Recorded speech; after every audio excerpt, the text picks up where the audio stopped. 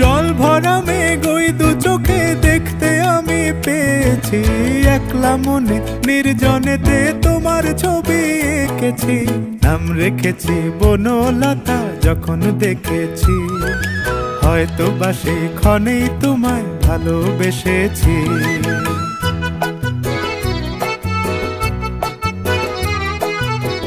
বনলতা কথা হয়ো না গো কুণ্ঠিতা, বনলতা কথা হয়ো না গো কুণ্ঠিতা।